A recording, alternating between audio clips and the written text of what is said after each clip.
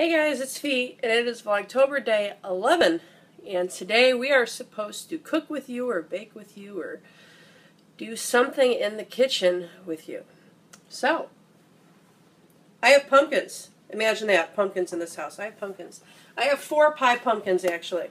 The little guys. The little guys. You want the little guys because they're more flavorful. So I got 4 of these guys and I need to turn them into puree. And then I was thinking of making pumpkin cookies, but we'll see if we get that far. Anyhow, in the past, every time I've tried to puree these things, it's always a mess and it takes forever and whatnot. It's definitely worth it because homemade pumpkin puree tastes so much better than that canned crap you can get from the store. But it's messy and it's a pain in the butt.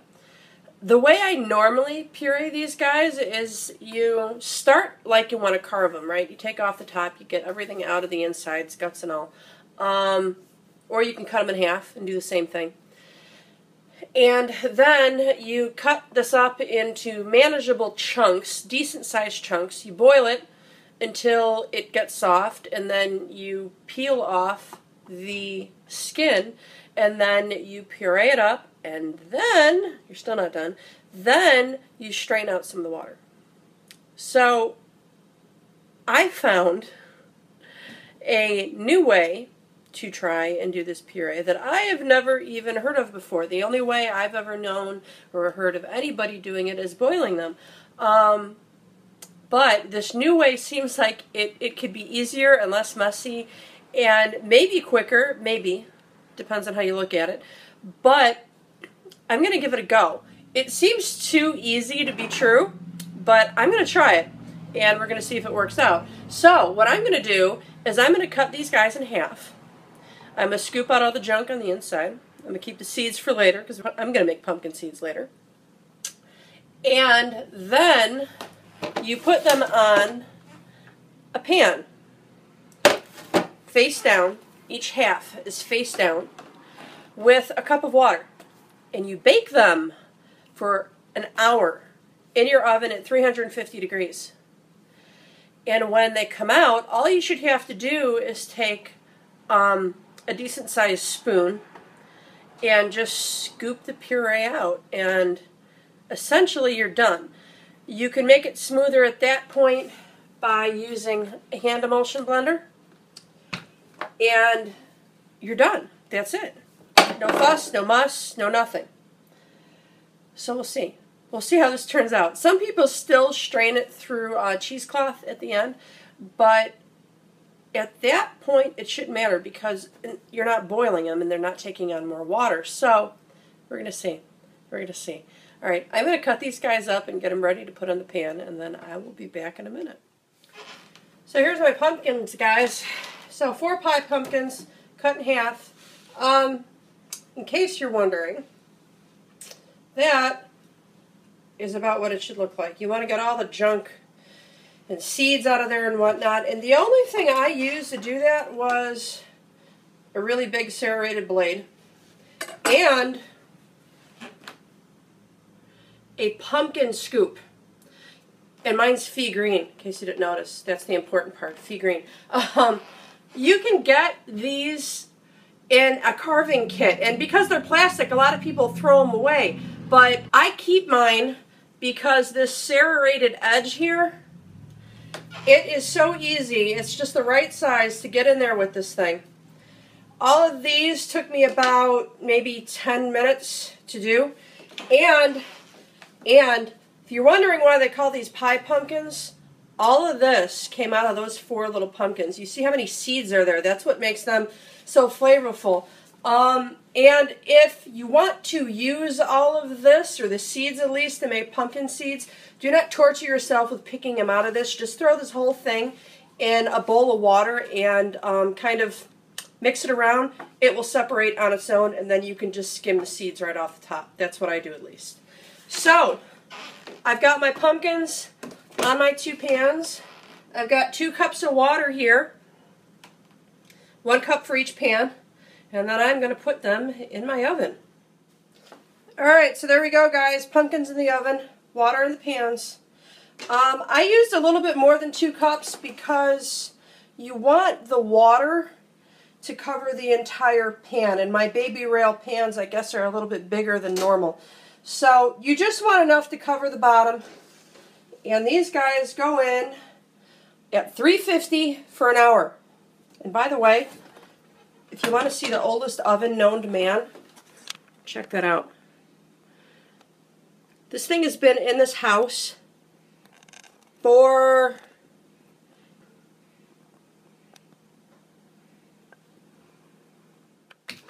so they're in the oven, and I thought we could chat for a while we wait.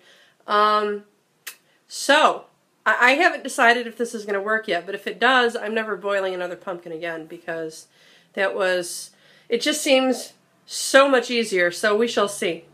Anyhow, while I have the opportunity, I am going to clump some stuff together, and tomorrow is Vlogtober Day 11, Sunday the 11th, and the prompt is about farmers markets. Do you like farmers markets? Do you go to farmers markets? I love farmers markets. My problem is I never seem to make the time to stop, which is a bit ridiculous because during the summer there's like 3 that I can think of within range of either my house or my work, one of which is there every Wednesday and I have to pass right by it to get home. But I don't stop as often as I would like. But I do like farmers markets. There is one that stays open, separate from the other ones I've mentioned. There is one that stays open from spring all the way through to, I would say, the edge of fall, because they also do pumpkins and squash and peppers and Melrose peppers, and it's great. I went there last year for my pumpkins, and I believe I vlogged it. So if I can find that, I'll put a clicky up here and then down below for the mobile users. I did not go there today. I wanted to. I wanted to go there today and also vlog getting the pumpkins from there, but I didn't. Fee got quasi-lazy. I'm going to say quasi-lazy because I needed to clean my kitchen. If you guys saw my vlog yesterday, I said my house was a disaster. It's still a disaster, but I cleaned my kitchen because you need a clean kitchen to bake. Otherwise, that's just disgusting. So I cleaned my kitchen, and then I said, you know what? I'm just going to go to the local store that's literally 5 minutes from my house and get what I need, because I know they have pied pumpkins every year. So that's what I did. That's what I did. I did not go to the farmer's market. But yes, Fee loves farmer's markets. I really, really do. In years past, actually, I also went to pumpkin farms, which are not near my house, but they're a ton of fun because you can go into the fields and pick your own pumpkins. They tend to have apples that you can purchase in bags that they got from other farms, not their own, unless you can find one that does both. The ones that I've been to either do one or the other, either apples or pumpkins. And this particular one that I like also has a big crafty area, so there's all kinds of decorative Halloween and Thanksgiving things there. So that's always awesome. I've also gotten some Amish butters from there. It's really great. And I wish I would have made the time to go up there this year. I may still do that yet, but I haven't. I haven't so far. So speaking of Thanksgiving, Vlogtober Day 12, I'm going to toss that in here too. I'm going to toss that in here too because Monday is kind of an important day for me. If any of you who have followed my TTC journey, my transfer is on Monday. So I will not be doing a Vlogtober on Monday. I will probably be doing a TTC update from the couch because you're not supposed to really do much after one of those transfers. So I'm going to do Monday, Vlogtober Day 12 right now also, and that is Canadian Thanksgiving. So, happy Thanksgiving to all the Canadians out there. Veronica, Heather, those are the ones that jump off the top of my head. The prompt wants you to say, what are your Thanksgiving traditions? Well, when we celebrate Thanksgiving later in November, my family doesn't really have a whole lot of traditions left because, unfortunately, my family has thinned out. There's not too many of us left, mostly cousins. And many times we will get together for dinner, even if it's just to go out for dinner. Lately, one of my cousins has kind of been hosting it at her house, which has always been nice. We do the turkey and the ham and all the yumminess of Thanksgiving. And as it turns out, one of my good friends literally lives a mile, if that, away from her house. So we do the house jumping thing, and we go to her house for dessert, which is always good. So we do a little bit of traveling on Thanksgiving. Both of those houses are about maybe 25, 30 miles from here. It's in an area where I used to live until I moved into this house 2 years ago. So it's a drive we're used to, and it doesn't really bother us. So that's what we do for Thanksgiving. And that's that. That's that. So that's Vlogtober Day 10, 11, and 12. And I will be back in a minute when those pumpkins are done baking, and we're going to see how this turns out. If this turns out well, and this video doesn't get crazy long, I may toss snippets in of the pumpkin cookies that I want to make, or they're actually pumpkin protein cookies. I was going to use them for parts of my breakfast for the next number of weeks. Kind of healthy cookies, so to speak, or as healthy as you can make them at least. So if I am not able to do that, I will at least toss the recipe onto the end of this video, and you guys can give it a go yourself. But it does call for pumpkin puree, and my preference is obviously fresh pumpkin puree. It really does make a difference. It does taste better. But of course, if you're not as rambunctious, and I can't say I blame you because making pumpkin puree takes work, the canned pumpkin will of course work just as good. So I'll be back in a minute. Okay, so no, it's not an hour yet, but I was doing this. I thought I'd show you. This is what I was talking about. I put all of the pumpkin guts and the seeds in this bowl. I fill it with water, and you just kind of do this, right? And most of the seeds are just going to come to the top. You see where they're all on the top already? And then I just take those off, and I do it again, and I take some more off. Now, the nice part about this is if you've made your own baked pumpkin seeds before, you know you need to soak these guys in water anyways, and you need to clean them off. So this kind of does it all for you. Granted, you still need to soak them in water again after this. I do it overnight with salt. You can also put other flavoring in there if you're into that kind of thing. But normally you wait to do the flavoring until you're ready to put them on a pan and put them in the oven, which I probably won't do until tomorrow. But there you go. This is what I was talking about. Do not torture yourself with trying to pick everything out of the pumpkin guts. Just put it in water and let it do the job for you. So it's been an hour. There you go. This is what they look like. There is still water in the bottom, which is fine. Now, I wouldn't recommend doing what I'm doing. I have asbestos fingers. These definitely feel soft. These over here look like they may be a little bit overdone because they were in the top shelf. I'll have to keep that in mind next time. But this may actually work. So I'm going to wait for these guys to cool off a little bit because even I can't pick them up right now. And I'll get back to you in a minute. Alright, so I got impatient. I decided to put on a hand glove. So, the skin is nice and soft. And it looks like this is just going to come right off of the skin. I'm liking this. I am liking this. Because that right there, that's the goods, people. That's the goods. So I'm going to do all of these. Get them in this bowl. And I will show you what it looks like. I'm expecting maybe 5 or 6 cups out of these guys because one of them was a little bit on the small side. He was a little smaller than the other pumpkin brothers. So, I'm going to keep going. I'll be back in a minute. So there you go. Now this is just from 2 pumpkins. That's what you're looking for.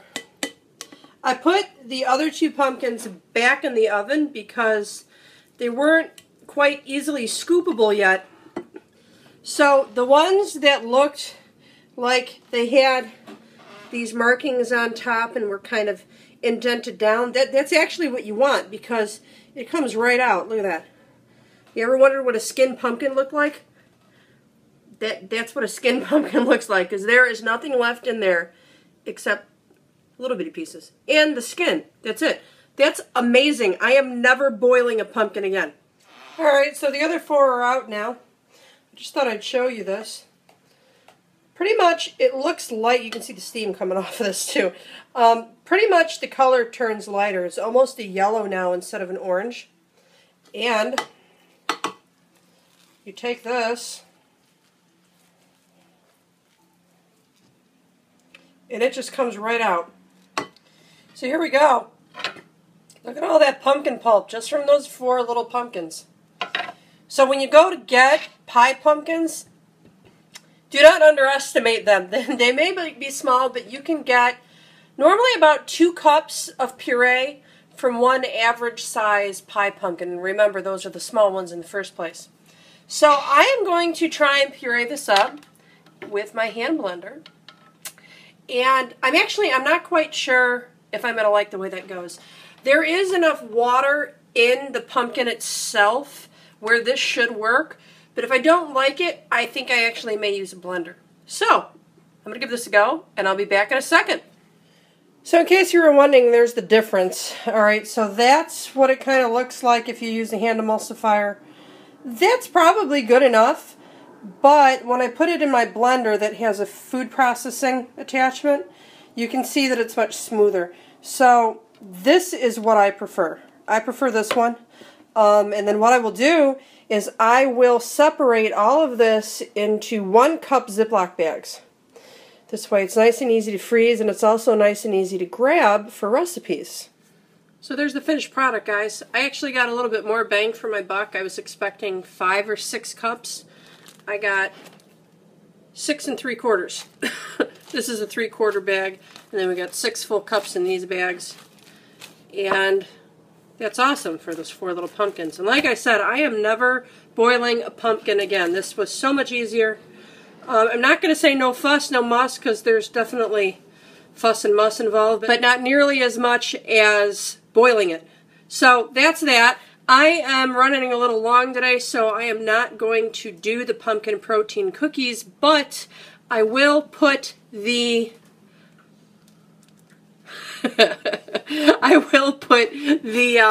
recipe down below in the description box. If you're wondering what makes them protein cookies, this is some of the stuff that goes in it. Banana, chia seeds, protein powder, and old-fashioned oats. And of course pumpkin, which there's plenty of back there. And over here now. So that's it. I will talk to you guys probably on Monday. See you later.